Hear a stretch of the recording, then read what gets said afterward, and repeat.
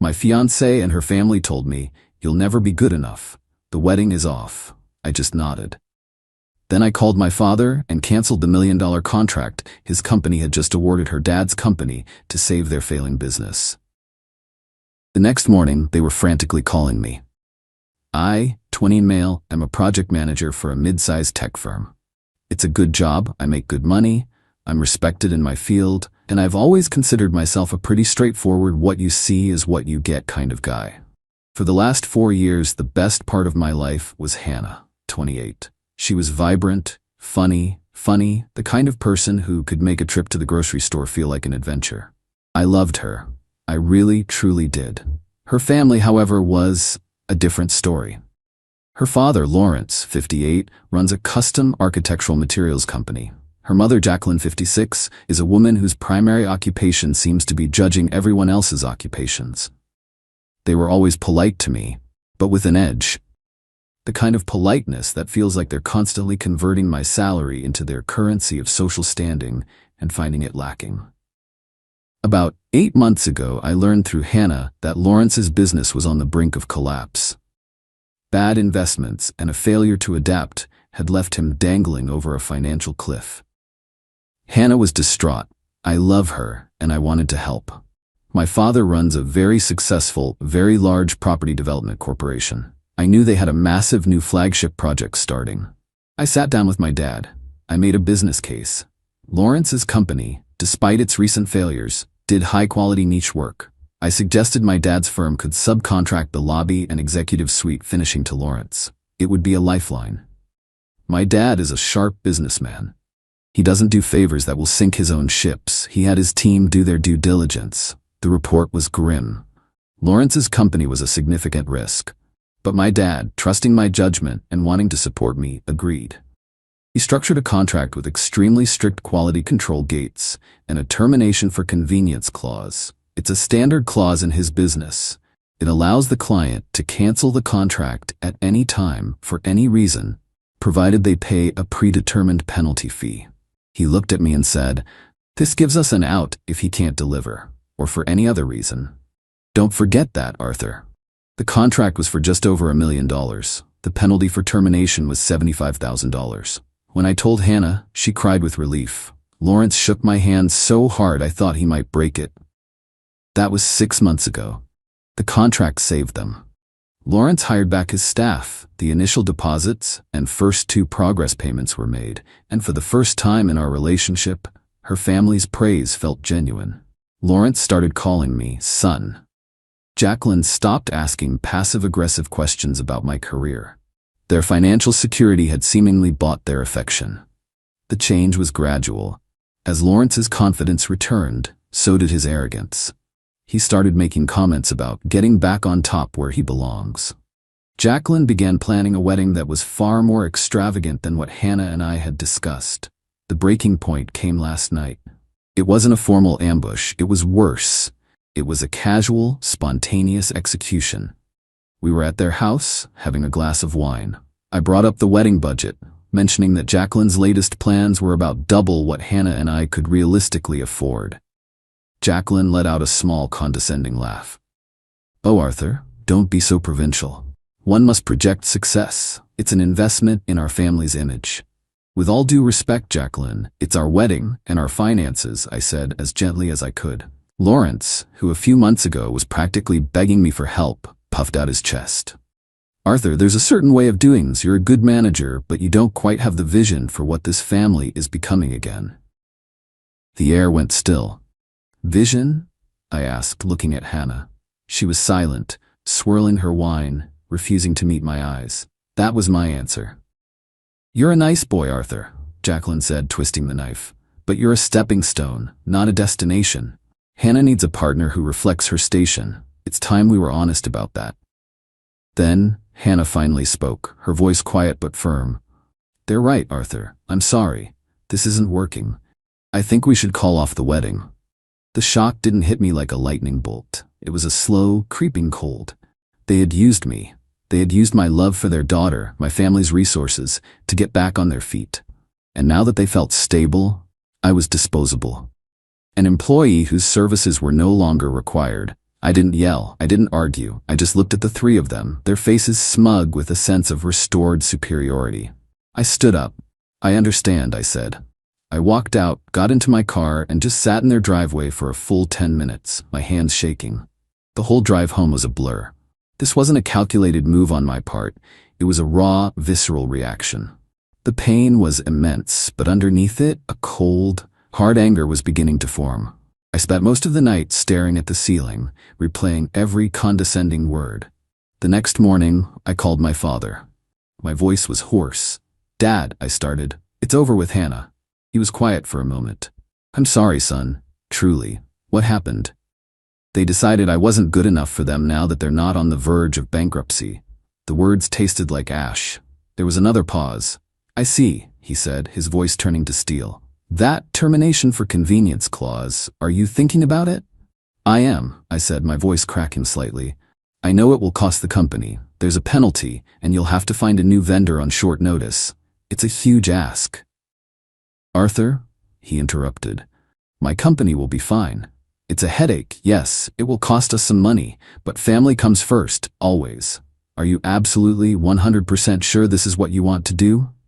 I thought about their faces, their smugness, their utter lack of gratitude, the calculated cruelty of it. "Yes," I said. "I am." "All right," he said. "I'll have legal draft the notice of termination this morning. They'll cite the clause. It will be delivered to Lawrence's office by midday."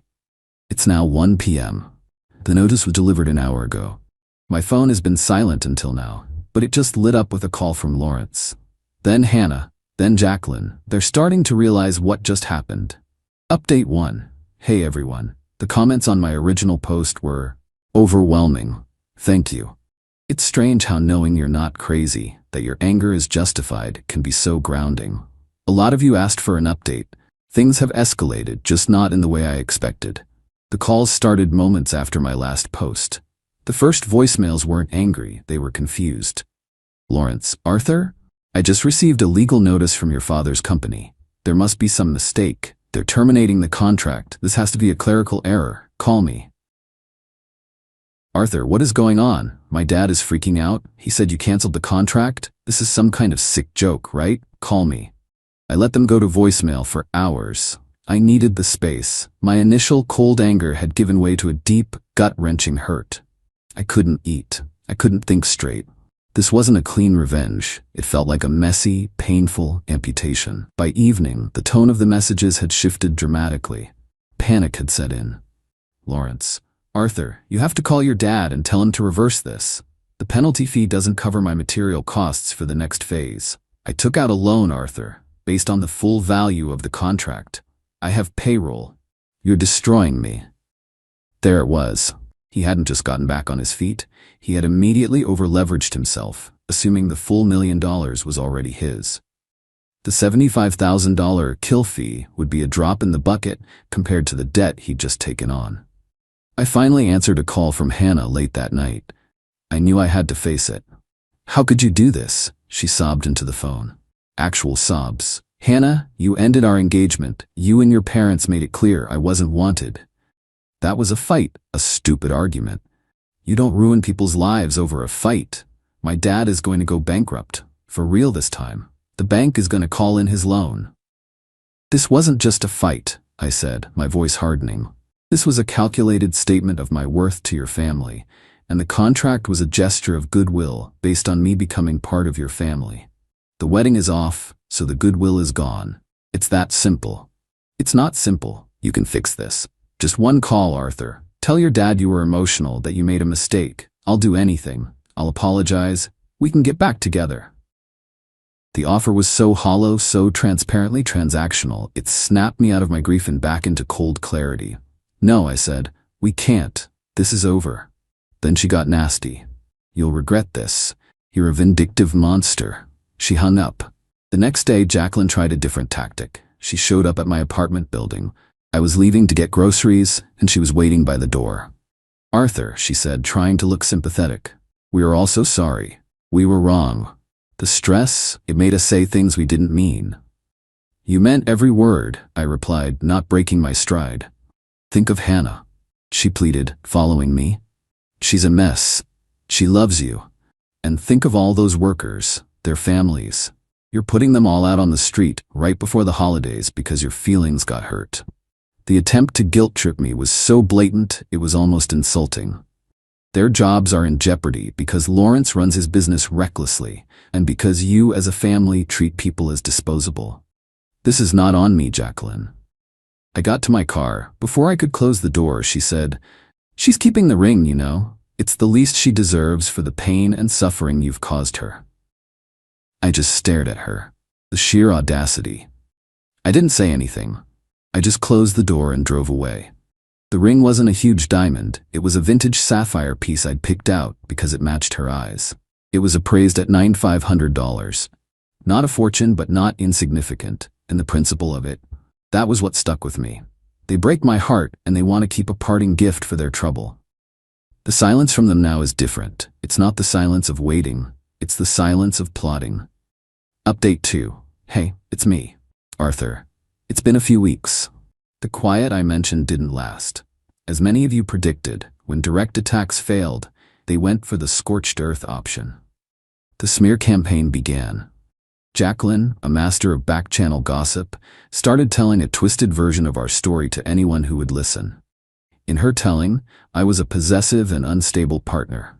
The contract was a tool I used to control Hannah. When she and her family found the courage to stand up to me, I flew into a rage and pulled the contract to destroy them out of spite. It was insidious and designed to make me look like a monster. A few distant acquaintances bought it. I got some judgmental texts, but my real friends, my family, they all knew the truth. My dad's company handled it professionally, simply stating to industry inquiries that the contract was terminated for convenience per the agreement's clauses, and that a new vendor had been secured. The professional neutrality of it all made Jacqueline's dramatic narrative look even more unhinged. The consequences for Lawrence were real. The termination wasn't a secret for long. Word got out that his lifeline was cut. That, combined with his already shaky reputation, was a death sentence. The bank did in fact call in the massive loan he'd taken out. His suppliers started demanding cash up front. He couldn't make payroll. The layoffs began. I do feel for the employees. That's the one part of this that leaves a bitter taste in my mouth. The collateral damage. But their fate was sealed by Lawrence's pride and recklessness, not my phone call. Hannah, meanwhile, took to social media with vague, melodramatic posts about surviving a toxic relationship and learning her worth. It was also performative. Through all this, the issue of the ring gnawed at me. Jacqueline's words, "the least she deserves," echoed in my head. It was the symbol of their entitlement. So I decided to stop being passive. I consulted a lawyer. A regular guy, not one of my dad's corporate sharks. He sent a formal letter to Hannah requesting the return of the $9,500 engagement ring. As expected, they ignored it. So we filed a case in small claims court. The value was well within the jurisdictional limit. The filing fee was a few $100s. It was never about the money. It was about forcing them into a forum where lies and social maneuvering don't work, where only facts matter. It was about demanding they face a direct consequence they couldn't talk their way out of. The process has been slow. We have a court date set for next month. In the meantime, the for sale sign went up on their lawn. Not because of my actions directly, but because the house was the only major asset they had left to satisfy the bank. Seeing that sign was a strange feeling. It wasn't triumph. It was just a sad, inevitable conclusion to their story of greed. I got an email from Hannah last night from a new account. It was a long, rambling message about how I was soulless, how I was dragging her through the mud over a stupid ring while her family was losing their home. "You have no idea the pain you've caused," she wrote. This time, I felt nothing. No anger, no sadness, just a quiet finality. I saved the email and forwarded it to my lawyer with a note. More evidence of her acknowledging she has the ring and refuses to return it. This isn't a clean victory. It's a messy, protracted, and emotionally exhausting process. But it's a process of taking back control. They wanted to write the narrative where I was the villain and they were the victims. I'm just making sure the final chapter is based on the truth. Final update. Hey everyone. It's Arthur. This will be my final update. The last few months have been a slow grind, but I think the accounts are finally settled. The small claims court date was surreal. It was a sterile room with fluorescent lights, a world away from Jacqueline's lavish living room. I came with my lawyer. Hannah came with her parents. They all looked diminished. The arrogance was gone, replaced by a brittle, defensive anger. Hannah represented herself, and her defense was exactly what you'd expect. A tearful, rambling story about our passionate love, my inexplicable betrayal, and her profound emotional distress. She argued the ring was a gift, a small token to remember our good times. When it was our turn, my lawyer didn't engage with the drama. He simply presented the facts in a calm, methodical way. The date the engagement began. The appraisal value of the ring at $9,500. The date that Hannah and her family unequivocally terminated the engagement. Printouts of my polite, formal requests for the ring's return. A copy of her email in which she stated her intention to keep the ring as compensation. The judge listened, his face impassive. He then looked at Hannah. "Miss," he said, his voice devoid of emotion, "an engagement ring is a gift given in contemplation of marriage. You terminated the engagement. It doesn't matter who was right or wrong in the arguments. The condition for the gift was not met. You will return the ring to him or pay him the appraised value of $9,500. You have 10 business days." Hannah stood there, stunned into silence. Jacqueline's face was a mask of fury and humiliation. In their world, they could always talk their way out of things. Here, in the impartial light of the law, their narrative collapsed. The ring arrived at my lawyer's office a week later by mail, in a cheap padded envelope. No note. The rest of their story unfolded predictably. Lawrence's company was officially dissolved. The house was sold for less than it was worth. From a mutual acquaintance, I heard they moved into a rental townhouse complex. The social climbing had ended in a sheer drop. I never heard from them again. Their numbers are still blocked. Their chapter is over. As for me, this hasn't been a victory lap. It has been a slow, painful education. The betrayal left a mark. I started seeing a therapist to unpack not just the breakup, but my own willingness to overlook the red flags for so long because I wanted the relationship to work. It hurt. It still does sometimes. I'm not dating. I'm focusing on myself. I'm hiking on the weekends with friends. I'm leading a new, challenging project at work. I'm rebuilding. My dad and I are closer than ever. He respects that I handled my own fight, and I'm deeply grateful that he was willing to take a financial hit and a logistical nightmare to back me up without a second thought. There's no triumphant feeling. I don't feel happy that they lost their house or their company. I just feel a quiet sense of justice.